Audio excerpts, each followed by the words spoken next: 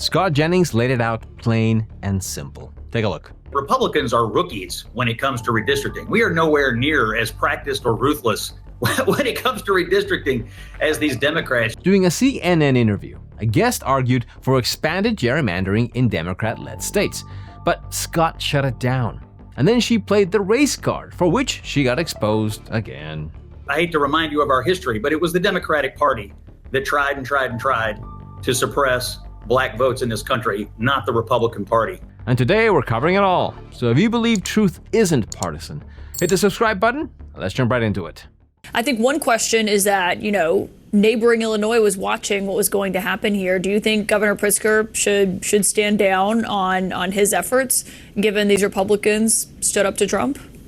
Absolutely not. Texas didn't stand down in theirs, and courts allowed their new redrawn maps to go through. Governor Pritzker is in a different situation because at the end of the day, we've seen the aggression of Texas. We've seen the aggression of certain other states who have tried it. So at this point, there were only a handful, actually like maybe 2.5, of Democrat states that actually had the capacity to redistrict, Illinois being one of them. And absolutely, you have to fight with the game you've been entered into, not the one that you want. As somebody who has always stood for independent maps, no matter what side of the aisle you're on, what I have seen over the past few years is more and more Republicans decide that they are going to rig the game, decide that they are going to create policies that eradicate younger people for access to voting, that eradicate black people from access to voting. And at some point, there has to be a leveling of this playing field. For all the talk about independent maps and all the catchy slogans, she still admitted Democrats have very few options left on gerrymandering. That's because they already pushed it as far as possible. It goes to show Democrats only frame this issue as a moral one when they start losing ground. Because when the numbers work in their favor, they have no problem using the same tactics. We've seen that play out in states like Maryland, New York, Illinois, and the list goes on. Now, make no mistake, Amicia isn't some intern within the party. She's worked in communications for Al Gore, Barack Obama, and Rahm Emanuel.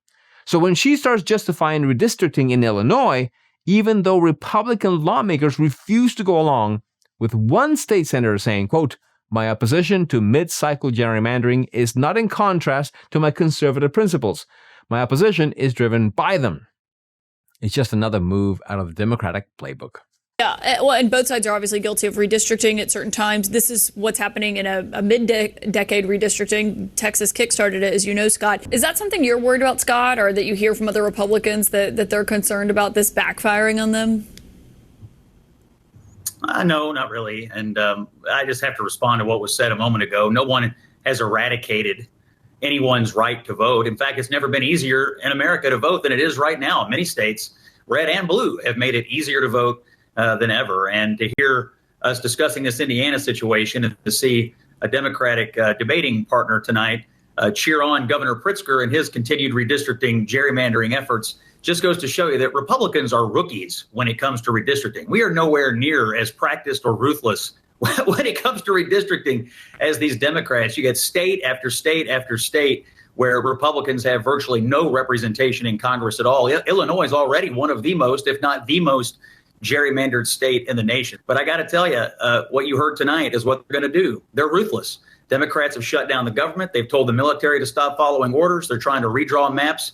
This is the future with Democrats, a ruthless kind of politics, and Republicans better wake up to it.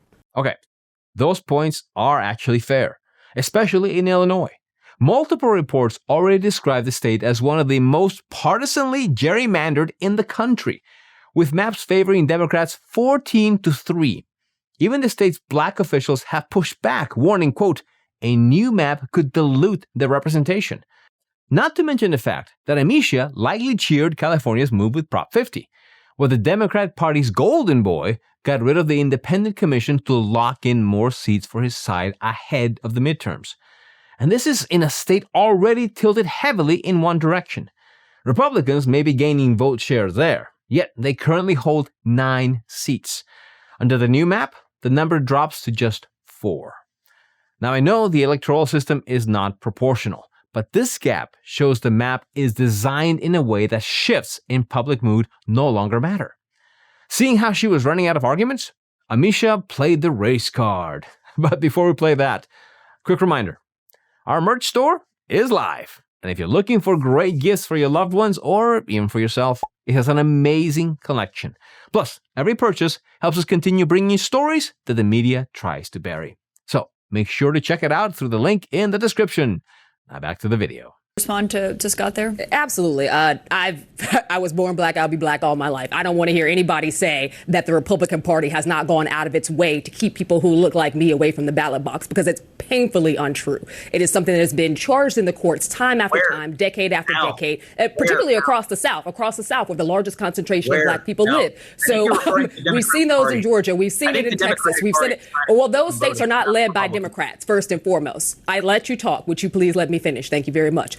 Beyond that, we have to be very serious about the concentration and the erosion of civil rights across this country. And yes, that also proceeds with voting rights. The erosion of the Voting Rights Act has been done holistically by the Republican Party. What we've seen from Donald Trump is someone who wants to and continues to try to expand his power by the most illegal means. So yes, those orders were challenged. Those orders were challenged in Venezuela because, quite frankly, there was no impetus to go there to begin with. What we do know is that more than likely, this was illegal.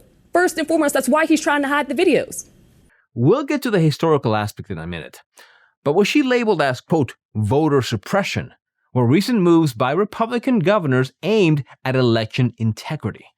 That includes Texas requiring state ID numbers for mail-in ballots, Utah ending automatic mail-in ballots and asking voters to opt in with valid identification, and Florida mandating annual voter roll maintenance to prevent fraud while strengthening identity checks.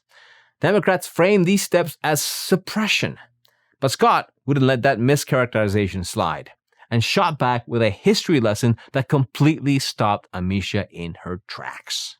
Okay, so a couple things. Number one, has anyone ever personally tried to stop you from voting? Answer, no. Number two, I vote in Illinois. I don't vote in the South. Number three in this country, I hate to remind you of our history, but it was the Democratic Party that tried to suppress black votes in this country, not the Republican Party. And I would love to remind you that when the Jim Crow laws were eroded, they were eroded by the Democratic Party, not by Republicans who tried to hoist them up and tried to continually re-enter Jim Crow in the modern era. I think you need to reread your civil rights history. The Democratic Party doesn't have a clean record on this, but the bottom line is Democrats are going to continue to be ruthless.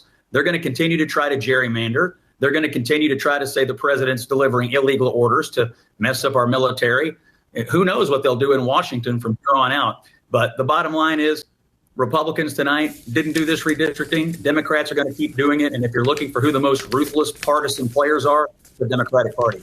You know, it's interesting how a discussion that started with gerrymandering somehow drifted into Jim Crow. But the core issue is simple. This is a practice that needs to end. You could even argue it fuels the laziness we see in Congress today. When incumbents and party loyalists run in safe districts, there's little incentive to work, listen, or even compromise. In simpler terms, as long as they stick to the party line, victory is almost guaranteed. Let me know in the comments your thoughts on these stories. Don't forget to like and subscribe, and remember, keep thinking.